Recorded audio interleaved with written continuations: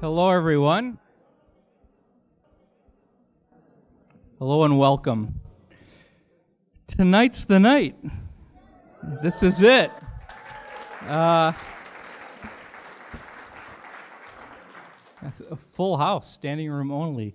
The moment is at hand. I cannot believe it. I cannot believe we're at this moment right now. Can you? This is a little bit surreal. So, I'm Kirk Hallman. I'm the executive director of the Muskegon Museum of Art, and I just got to say, the Muskegon Museum of Art is so honored to host the inaugural exhibition of the Bennett Prize. We are.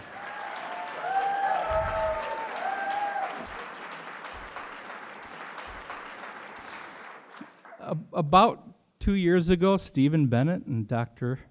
Elaine Malati-Schmidt showed up at our door with the Pittsburgh Foundation in tow, and they had this huge idea to propel the careers of women figurative artists. And they basically came to Art Martin and I and said, show us what you got.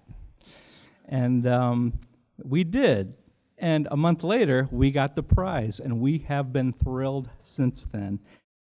And it just fits into what we do. This is the kind of project the Muskegon Museum of Art we just thrive on. So, you know, we knew this project was going to be very significant. We knew it would make a difference, but I think it really did surpass our expectations. I mean, there was a lot of nerves over the past couple of years, especially from you two. But this is amazing, and to see Art Martin jumping up and down the hallways, he's not always a happy guy. It's been just terrific. But, you know, so here we are, 2 years later. And upstairs we have two galleries full of stunning artworks by women artists. Absolutely. I mean, it's amazing what's upstairs. 2 years later, this prize has a national following. 2 years later, people are paying attention. The art world is paying attention. And this is only the beginning. This is the first night, really. We've been working a long time. They've been working a lot longer than us, but this is the first night. This is only the beginning. So, Stephen and Elaine, congratulations. And thank you.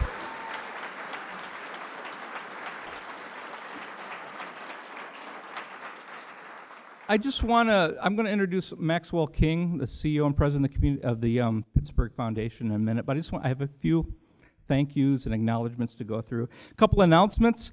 The catalog for this exhibition is extraordinary, and Anne will be ripping the boxes apart in the gift store as soon as the prize is announced.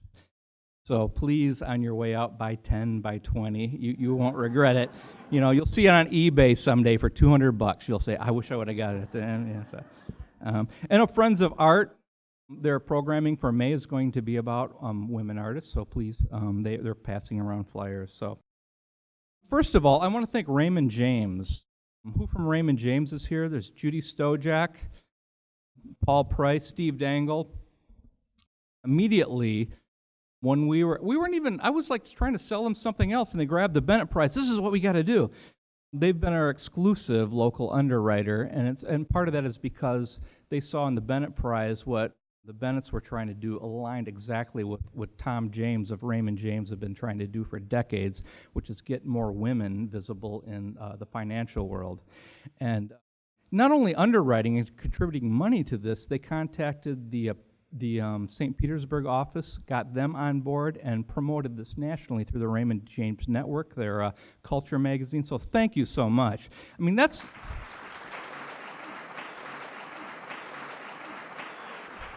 What more could you want out of an underwriter? I mean, this has been a terrific relationship. And I want to talk about the Bennett Prize team, the MMA, the Bennetts, the Pittsburgh a little. It's been a great experience. First of all, the MMA, and especially Art Martin, our senior curator, he was kind of the captain on the ship in a lot of ways for this whole thing. Extraordinary talented guy, kind of keeping all these disparate elements together and keeping us on course. So thank you so very much for everything you've done.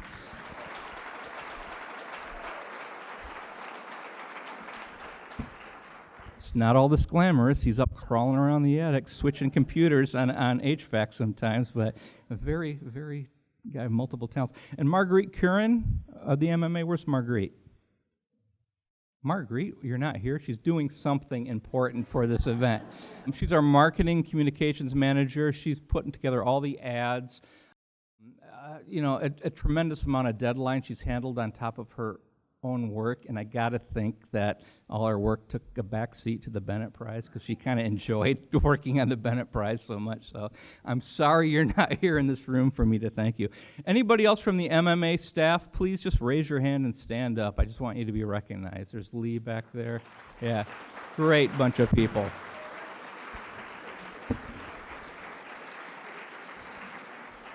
Speaking of the MMA, our trustees, which, they're the greatest trustees in West Michigan and beyond because you bring them a crazy idea like this, and they always support it, So MMA trustees, please stand. I want to recognize you. I see Mike Olthoff here. I know Frank Benerick, our chair. We have Gail Davis, Claudia Berry, Eric Ringelberg, Nancy Crandall. Thanks for looking at these ideas, cockeyed with some idea. Like, what are you doing? But they always go for it. They get it. So, thank you so much. The Pittsburgh Foundation crew. Where are you? What a bunch of pros here. And I tell you, I've been following the Pittsburgh Foundation since we started this on social media. You really need to see. This is a $1 billion foundation, and the impact they have and what they do is totally jaw-dropping. So it's, I kind of got nervous as we've been working together for a while, saying, ugh, these people are heavy hitters. But of course, we have Maxwell King, the president CEO. He's been here for a couple of days. We have Kitty Julian, Marguerite's. She's the director of communications there. Kelly Uranker. She is the senior. She is the director of their Center for Philanthropy. They're so big they got centers within centers. So. Emmy Colland, where are you, Emmy? Your title is so long here. I don't know how you even do a business card, but senior manager for the Center for Philanthropy and Strategic Initiatives. Wow, isn't that something? Total pros. And they got the big picture, and there's a million details, million little nuances where you can go in the weeds, and they always kept us right on the track. It's for a relationship for 2 years. It's been great for all these separate entities. And I do want to recognize Rogo Marketing. Where's Rogo? The two hardest last names in the business. Amanda Rogalski and Catherine Gogliotti. And Mei Lee is also here, their social media guru. We connected with them a few years back with the Edward Curtis exhibition, the North American Indian exhibition, and they did this amazing national campaign.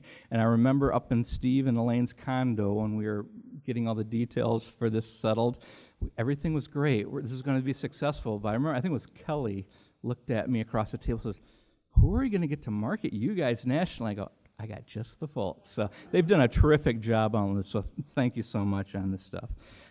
And I really want to thank also especially the jurors here. We have Andrea Coach and Maria Tomasula. She could not be here tonight. She really wanted to, but something came up. But Maria and Andrea hang proudly in our galleries. Art Martin and, of course, Stephen Bennett. And, of all the jobs that we did here, I'm glad I didn't have that one. 647 entries. Holy cow. That was something. Also, Stephen and Elaine, this is your vision, this is your idea. These are two truly remarkable people. It's been such a joy to get to know you, your humor, your insight, your leadership. And we've all gotten to know Stephen Bennett-isms very well over the past few years. I think so. It's been a great, but they brought this hugely ambitious vision, and because it worked out so well, I think it had some traction, and we're just so proud to work on this. And after 2 years of this whole thing, we're still thrilled we were selected. So thank you so much. So now I just want to bring to the podium Maxwell King. He's the president and CEO of the Pittsburgh Foundation. He will introduce Stephen and Elaine. Max in his career has run a couple of the country's largest philanthropic organizations. He is now with Pittsburgh, of course. And he was also, I was looking up stuff on you, Max. You know, he was also the editor of the Philadelphia Inquirer. And during his tenure, Time magazine named the newspaper as one of the top 5 best newspapers in America. I mean, that's impressive. Yes. And apparently there's some Pulitzer Prizes on your shelf somewhere, too. So, oh my gosh. And he's on a book tour right now. He's a New York Times bestseller about Fred Rogers, Mr. Rogers. He directed the Center for Early Learning for Mr. Rogers. So, very impressive man. Him and Peggy have been in town in Muskegon since Tuesday, and they brought their bikes on the back of their car to drive our bike trails. And of course, it has rained for 3 days. So I'm like, geez, you know, I'm sorry. So you'll have to definitely come back this summer. We'll lead you on a bike trail. So without anything further, I just want to bring Maxwell King up to introduce the Bennett. So thank you.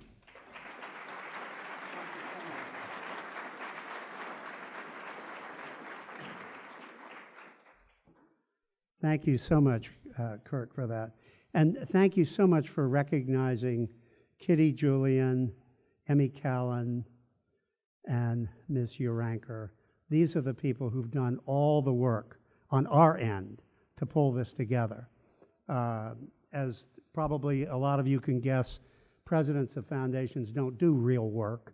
We make speeches and sign checks, but they do, and they've been just exceptional. And it's a big part of why this has been a joy for us at the foundation.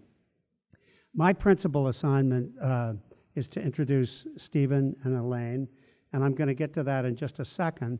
But first I wanted to say a word about how it came to be that this extraordinary couple of collectors who are based in Texas and Chicago connected with us, a foundation in Western Pennsylvania. They were talking with one of the financial advisors that they deal with, and they were looking for some organization that could help them organize their vision that Kirk talked about into what we are doing tonight. And we got a recommendation, I'm happy to say, and they came in to talk to us. And we spent a couple of hours in a long meeting about 3 years ago talking about the work they did as collectors. We marveled at the extraordinary quality of their collection, the interest of all the pictures that they had collected at that point. And then they talked about what they wanted to do, that in their experience as collectors, they had learned the disadvantage that women figurative artists faced in the art world, and they were determined not just to be successful collectors in their focus on women figurative artists, but to do something to change the circumstances in which the art world functioned. And so we had that conversation for a couple of hours, and they left. And then we got back together again, and we talked about, does this make sense for us? This is going to be a national competition, eventually probably an international competition. We're a regional foundation. We do national and international grant making, but most of what we do is regional. We do a lot of arts funding and have for 75 years, but most of that also is regional. And so we sat there wondering, is this the right fit for the Pittsburgh Foundation? And then we looked at each other and we said, we don't give a shit whether this is the right fit. This is too damn good. This is beautiful. This is about art, it's about beauty, it's about justice, it's about equity, it's about opportunity, it's about everything that the power of art can do, and we ain't gonna miss it. And that was our decision. So let me get to my prepared text on Stephen and Elaine. Stephen and Elaine, who had individually and together been collecting the work of figurative realist painters, decided around 2009 to specialize in acquiring paintings by women, Today, the Bennett collection includes works by nearly 50 artists. That's a major commitment to the field, but the Bennetts, of course, wanted to do more. Stephen Bennett, an attorney who retired in 2015 after advising and working for Fortune 500 companies through a long career, and Dr. Elaine Schmidt, a lifelong educator and former elementary school principal, both have an innate curiosity and a passion for learning that they have directed into their collecting of art. The Muskegon Museum of Art was chosen because it continually upholds its commitment to foster the lifelong study and appreciation of the visual arts. The staff here has done, as you heard from Kirk, an extraordinary job of leading the jury process and putting together the competition that has led to tonight's event. I just want to go off script one more time and say a quick word about the philanthropic connection between Muskegon and the Muskegon Museum of Art and Pittsburgh. Charles Hackley, the extraordinary philanthropist who is responsible for so much of the wonderful stuff that has happened in Muskegon, whose vision expressed in his will has led to this gem of an art museum, who funded the library, funded education. I think he left when he died in around 1905, the equivalent of $70 or $80 million in today's dollars for the benefit of Muskegon, and has had a profound impact, as Peggy and I have learned, on this community. He was inspired in turn by Andrew Carnegie, the industrialist and philanthropist from Pittsburgh. And I've had a chance, because Kirk gave me the wonderful book that was produced by the museum, so I've had a chance for the last 2 days. We did get 2 bike rides in, by the way, but good bike rides, but a lot of rain, so I had a chance to read that whole book and read about Hackley, and read Hackley describing his study of Carnegie and his being inspired by the philanthropy that Carnegie involved himself in, with museums and libraries, the Carnegie Institute for Peace, the Carnegie Hero Fund. And so Hackley, who is has proven to be now one of the most significant philanthropists in the United States, really took his inspiration from Andrew Carnegie in Pittsburgh. And it's kind of nice to think tonight about the ghosts of these 2 old gentlemen somewhere taking great pleasure in what their philanthropic work has led to.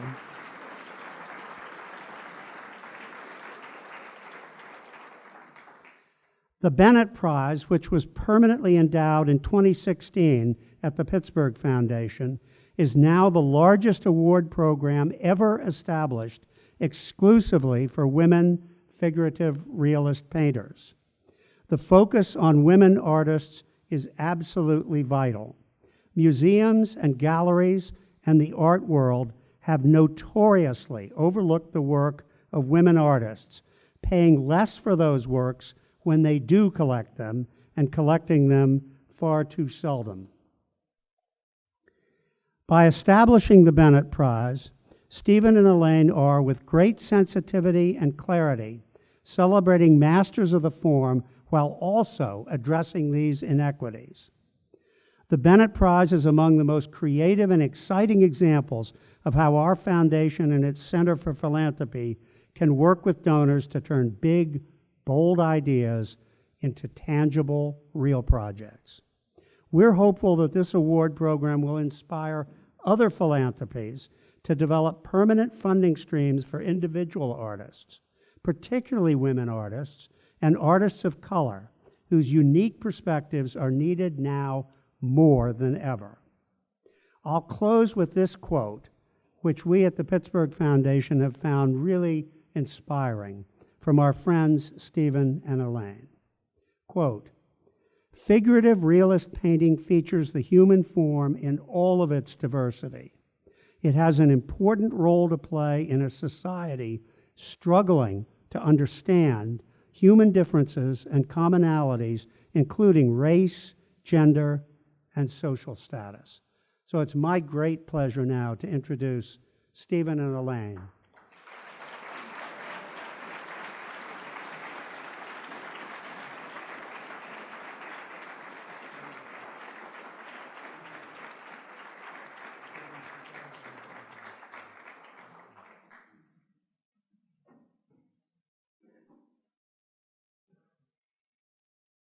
Good evening. We'd like to thank all of you for joining us tonight as we celebrate contemporary women figurative artists. We'd especially like to thank the 10 incredibly talented women in the front row for making the trip, for submitting your entries, and for being willing to be part of this competition. Steve and I are grateful for this.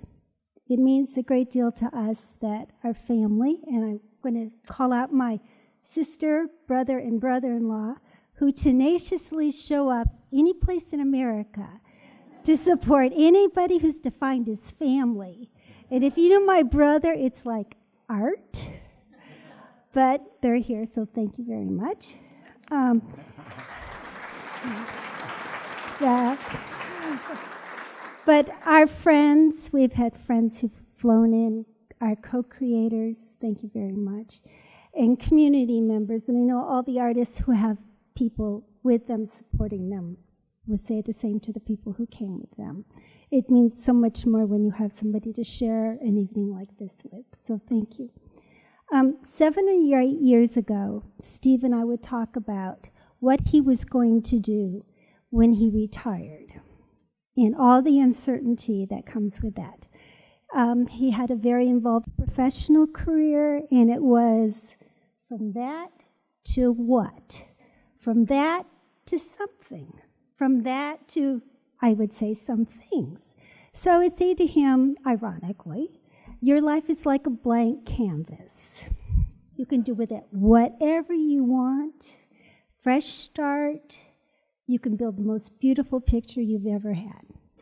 So that Christmas, I even gave him a box of Crayola crayons. And it had 64 crayons with the big box.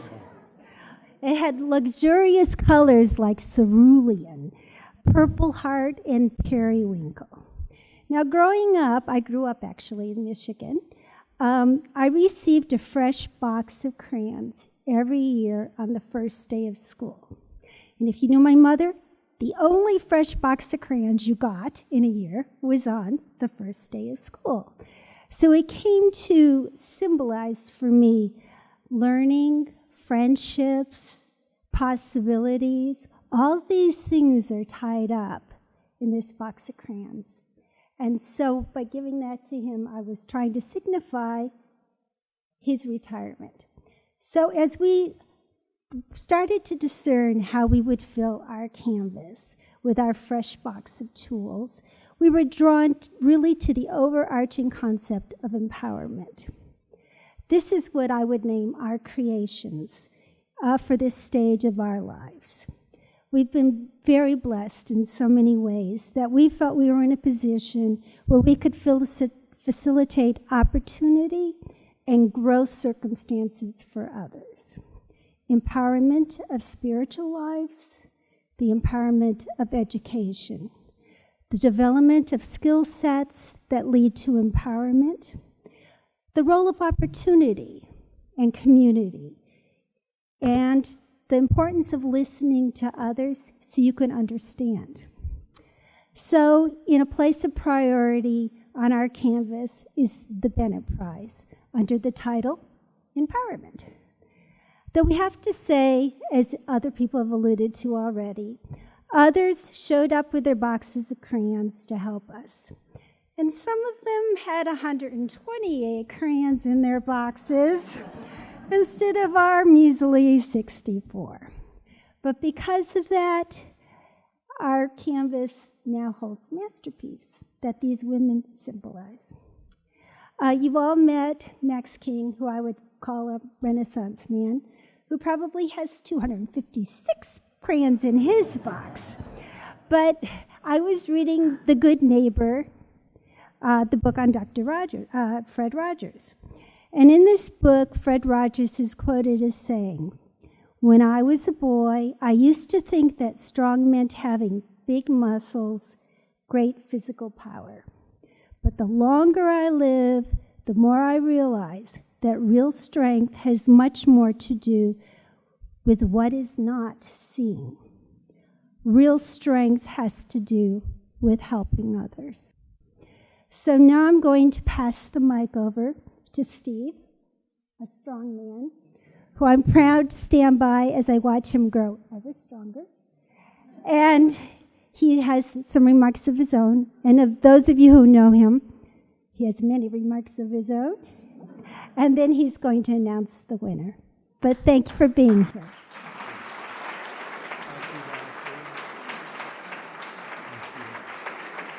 Thank you very much. This is the point in the awards ceremony where it starts to get tedious, because I want to say thank you again to a number of people who've already been thanked, but I can't help myself, so you're just going to have to indulge me. It's fair to say that tonight is the culmination of an idea that Dr. Schmidt and I, one Saturday morning many years ago, conceptualized as we laid in bed. Yeah, there are more than two things you can do in bed. I will say it has been an intense number. That aside, it's been an intense number of years. And it is an interesting story that I want to share, because I think there's a backstory that's worth telling you and worth you knowing. When we decided to go public with the idea of the Bennett Prize and took the idea on the road, the reactions we got were interesting, to say the least, and probably extreme. Some people said, quite frankly, "You're nuts. You're nuts." More often, however, as is most often the case in a situation like this, folks nodded politely and then did absolutely nothing to prosecute the idea or give you any help of any sort. There was a subset of people who were even more direct. The doc and I got the door slammed in our faces by more museums than I care to count, phone calls that went unanswered, emails that were ignored, and kind letters that basically said, "Forget about it." I want to point out that through it all, Dr. Schmidt kept her composure and her faith while I raged and stomped and swore and screamed. You can't picture me doing any of this, can you? Her beauty and vivacity and elegance are among the principal reasons why we're here tonight. I love you, Doc. In our discussions, the doctor and I agreed on the basic need. Women artists get the short end of the stick virtually everywhere, museums, galleries, shows, and they get the short end of the stick in every regard: less money, less recognition, less opportunity.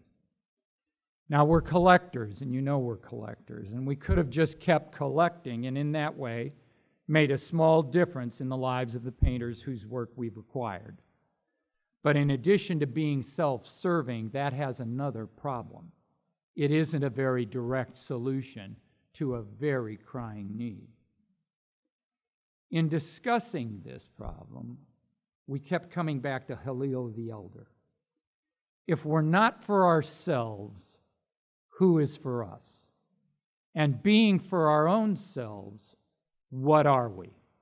And if not now, when? So we returned again and again and again to the basic premise that women artists are not treated in a fashion equivalent to men, and that there needs to be action taken by us, not by somebody else, not by another collector, not by another philanthropist, by us, to address this wrong. And there's a second part to this, for those of you that know the intricacies of the prize. And the second part is that if a woman is a realist painter, she's socked with a double whammy: gender discrimination and genre discrimination.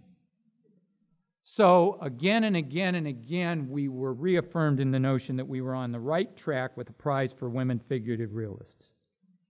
But like every fledgling idea, the distance from notion to reality can be long and arduous, and the Bennett Prize has been no different.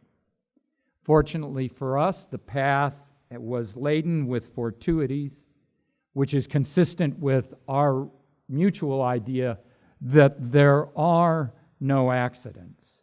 There are no mistakes of fate.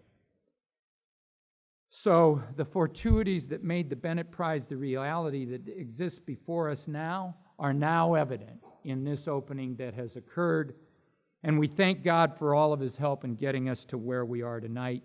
It is our view, and we hope you share it, that nothing good happens without God.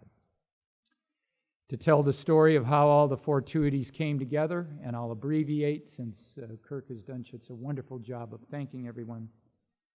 Our financial planner at the ACO division of Goldman Sachs, Eric Gordon, led us to the Pittsburgh Foundation, where Max King and his immensely talented staff at the Center for Philanthropy really understood what we were trying to do and took co-creation, donor and institution working together, took co-creation to a whole new level. You really did.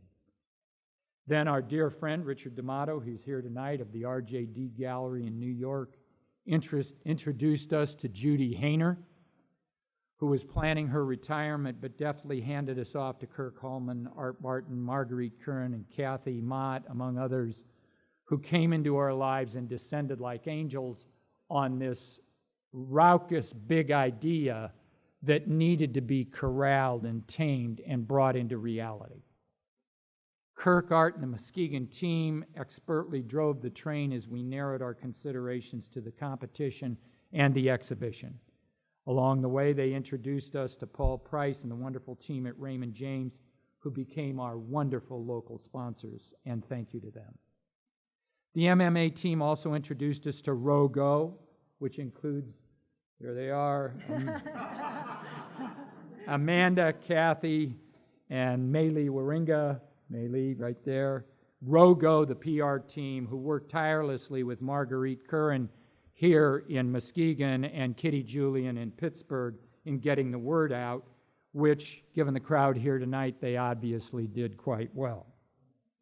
I also want to thank our good friend Dr. Dean Porter, who was my art history mentor and my employer, and is the Director Emeritus of the Art Gallery at the University of Notre Dame. There's a dean right there with his lovely wife, Carol.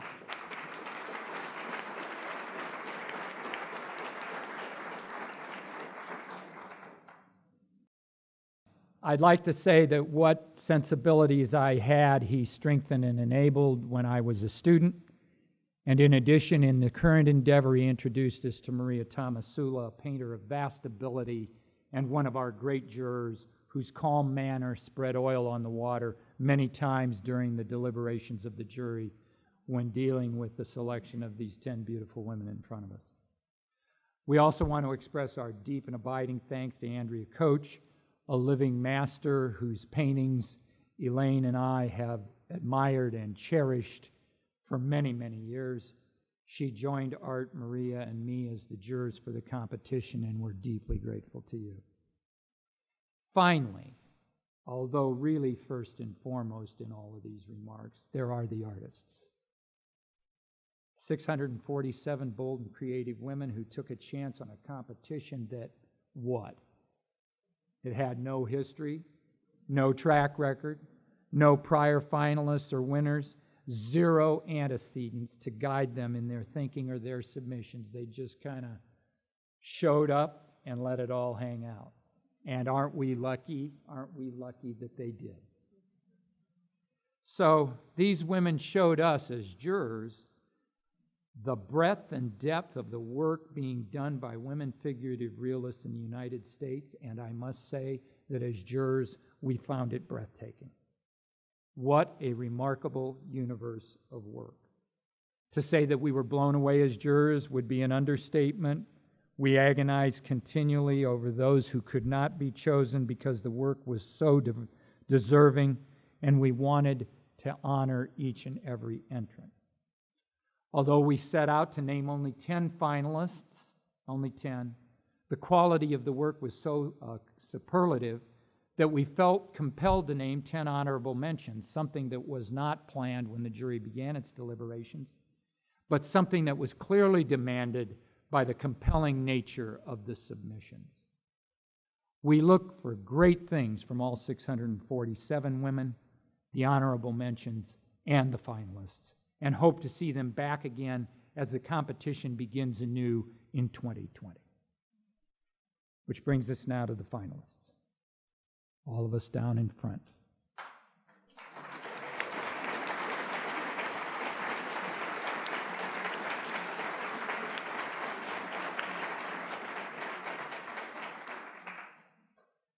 These 10 women from all over America gave us their best work and impressed us endlessly with their unique visions and their outsized talent. The works of these artists led the jury into endless debates on fundamental questions: the meaning of realism, the importance of figuration, the nature of the creative process, the role of narrative in figurative painting. And as you can see from the work upstairs, as painters, these women are as different from one another as they can be, but they demonstrate the same breathtaking level of talent, although their expressions differ. So, we're at the point where we're going to name the winner, but before doing so, I want to take this opportunity to recognize our finalists by name one more time. Doriel, why don't you raise your hand as I say your name so everybody can know you're here? Stand up, they say. They're crying out. Doriel Kamey from Santa Fe, New Mexico. Stand up.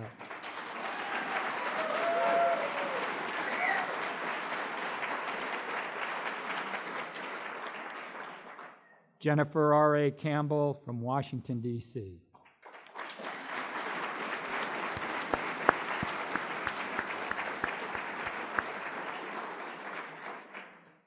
Kira Nam Green from Brooklyn, New York.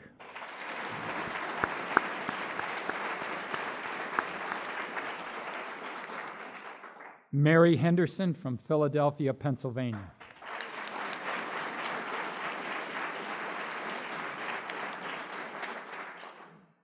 Annika Ingold from Tampa, Florida.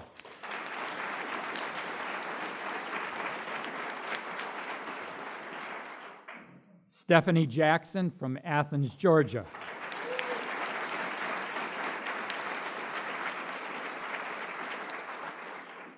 Daniela Kovacic from Evanston, Illinois.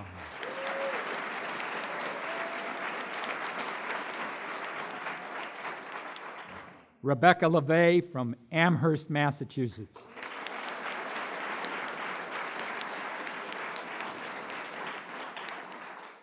Jenny Morgan from Brooklyn, New York.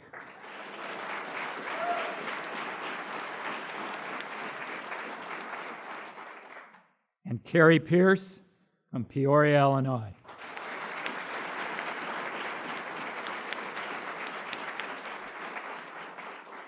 So now we're at the moment of truth. It's time to name the winner. As a reminder to our audience, the winner will receive $50,000 over a 2-year period, with the expectation that she will mount a solo show that will open here in Muskegon in 2021 and then travel the country. And so, ladies and gentlemen, the first winner of this inaugural Bennett Prize for Women Figurative Realist Painters is Annika Ingold.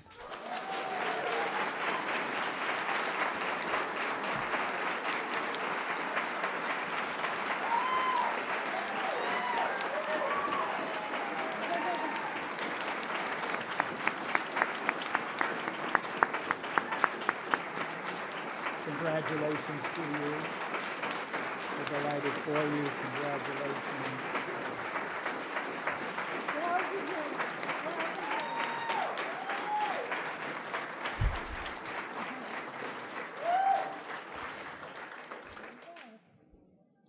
It's just like many of my paintings, this feels like a dream. But a dream come true. I'm completely overwhelmed. I'm so excited to be part of this really, really important event. And Stephen Bennett and Elaine Schmidt have set this amazing precedent for how much we need to respect and appreciate women in general, but women artists who have really important stories to tell. And I'm so honored to receive this award, but also to just be amongst so many talented, so many skilled, amazing women that I just feel like I made bonds with in the last few hours. Thank you so much. I am going to cherish this moment forever, and this is going to change my life. Thank you. Congratulations to you.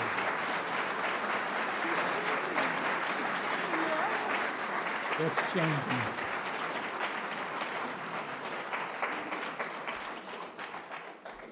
With this, I'm empowered to say that we stand adjourned. The museum advises that catalogs, which are really quite beautiful and feature all of your work, will be available in the gift shop. Thank you all for your attendance, and thank you for your support. Thank you all.